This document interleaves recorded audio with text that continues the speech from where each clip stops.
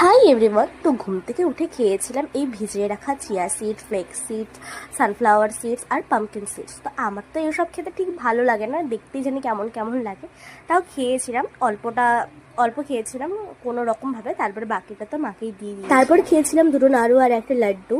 আর শরীরটা ভালো না, তার জন্য ওষুধ খাওয়ার ছিল, সেটাও খেয়ে নিলাম। আর কালকে এই নেল আর্টটা করেছিলাম, তো কেমন হয়েছে তোমরা অবশ্যই জানিও।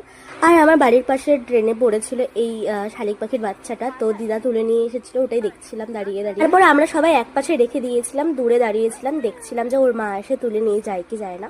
আর এই ইয়াররিংসগুলো আমারই বানানো। আর তোমাদের যদি কারো ভালো লেগে থাকে বা নেওয়ার থাকে তাহলে আমাকে মেসেজ করতে পারো।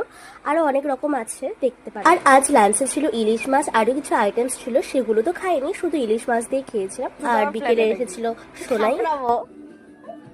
জ্বর আসছে, হলে এখানে পাগলামি করছে। ভালো আছে, আমরা তুলে ধরবো। লম্বা জীবিকা। হ্যালো, হ্যাঁ, শোনা যায়? ভালো আছো? হ্যাঁ ভালো। থাকো ভালো। হ্যাঁ, আরে কানটার ভিতরে ঢুকাই দিতে। সন্ধ্যাবেলা খেয়েছিলাম এই মিষ্টি দইয়ের মধ্যে একটু নারকেল কুড়ো দিয়ে, খেতে তো দারুণ লাগছিল। আর রাতে বাবা এনেছিল মোমো আর অনেকগুলো চপ, তো সেটাই খেয়েছিলাম। তো ব্লগটা আজকে এতটুকু, তো আজকের জন্য টাটা।